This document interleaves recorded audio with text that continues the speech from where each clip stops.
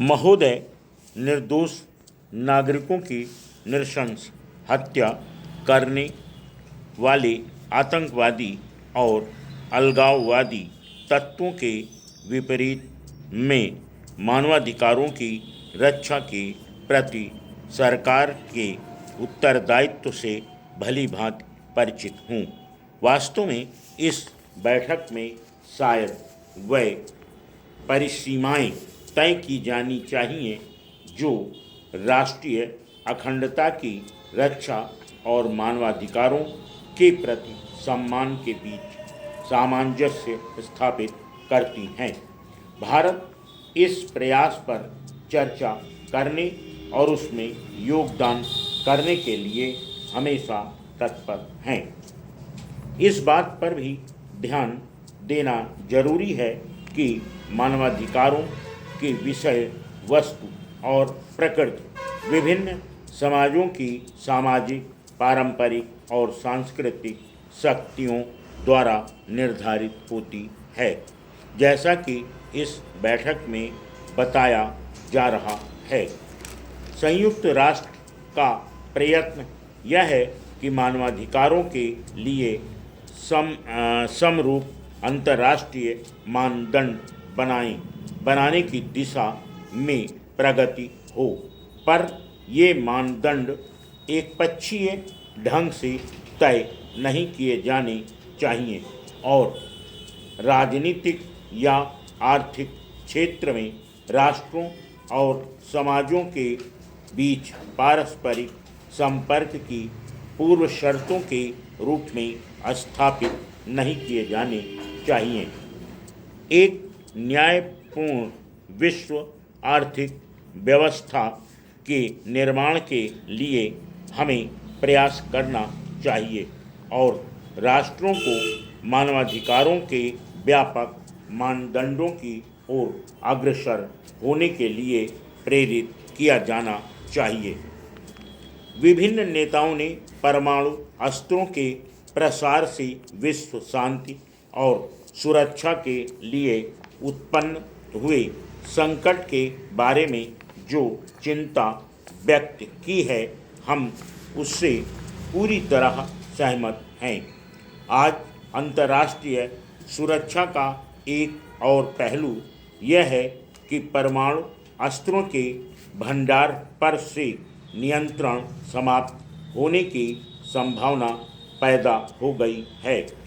अब संकट यह नहीं है कि परमाणु अस्त्र निर्माण की कगार पर पहुँचे कुछ मुट्ठी भर देश इस तरह के हथियार प्राप्त कर लेंगे, बल्कि यह है कि तैयार परमाणु हथियार विभिन्न तरीकों से अनियमित ढंग से सारे विश्व में फैल जाएंगे। इस तरह प्रसार का मुद्दा अब एक नया भयावह रूप ले चुका है। इन आशंकाओं से सहमत हुए हम इस बात पर जोर देना चाहते हैं कि चुने हुए आधार पर प्रतिबंधात्मक या दंडात्मक कार्रवाई का अपेक्षित परिणाम नहीं निकलेगा।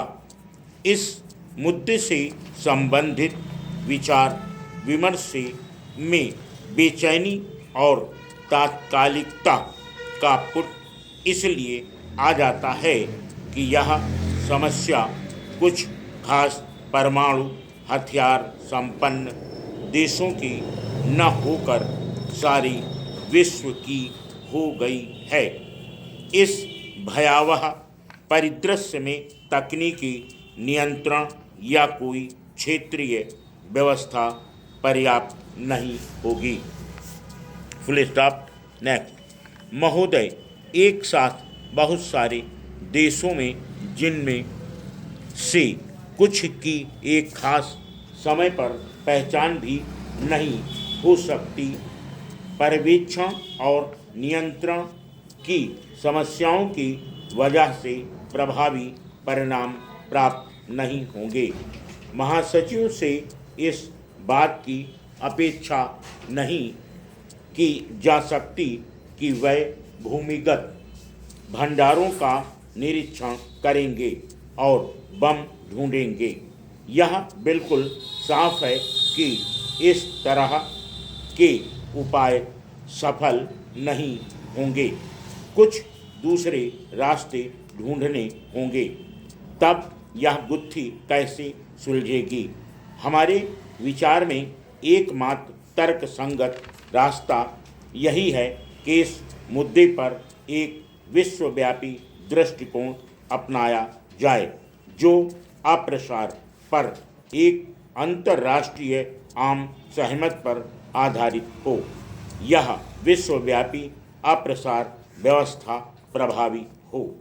इसके लिए आवश्यक है कि यह सार्वभौम, विस्तृत और भेदभाव रहित हो और संपूर्ण परमाणु निरस्त्रीकरण के लक्ष्य से जुड़ी हो। निरस्त्रीकरण पर संयुक्त राष्ट्र के 1988 में हुए तीसरे विशेष अधिवेशन में भारत के दिवंगत प्रधानमंत्री राजीव गांधी ने निरस्त्रीकरण के लिए एक कार्य योजना पेश की थी।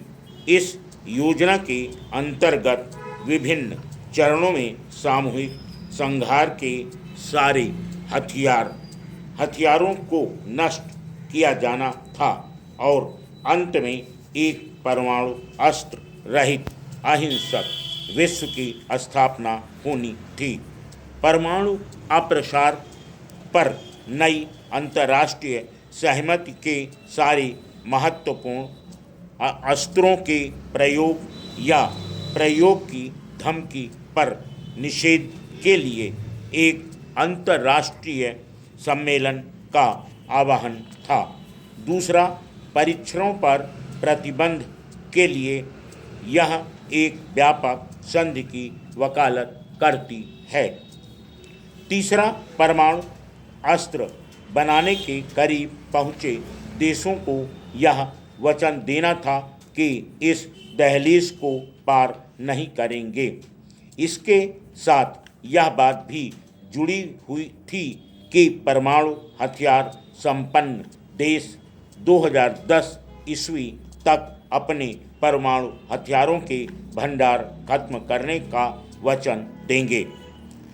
सभापति महोदय, जब यह कार्य योजना प्रस्तावित की गई थी तो कुछ परमाणु हथियार संपन्न देशों ने इसे स्वीकार करने में कठिनाई व्यक्त की थी क्योंकि उनका विश्वास तथाकथित आणविक प्रतिरोध के सिद्धांत में था। इस सिद्धांत का आधार पूर्व पश्चिम संघर्ष और शीत युद्ध था। शीत युद्ध अब खत्म हो चुका है। आणविक गतिरोध अब पुरानी बात हो गई है। आणविक प्रतिरोध का सिद्धांत अब प्रासंगिक नहीं रहा। राजनयिक प्रतिबद्धता दिखाने और धरती से परमाणु हथियारों का पूरी तरह सफाया करने की दिशा में बढ़ने का एक ऐतिहासिक अवसर इसे मिला है। कार्ययोजना में व्यक्त किए गए विचार और उनमें हुए परिवर्तन अब बहुत प्रासंगिक हो गए हैं। Full stop.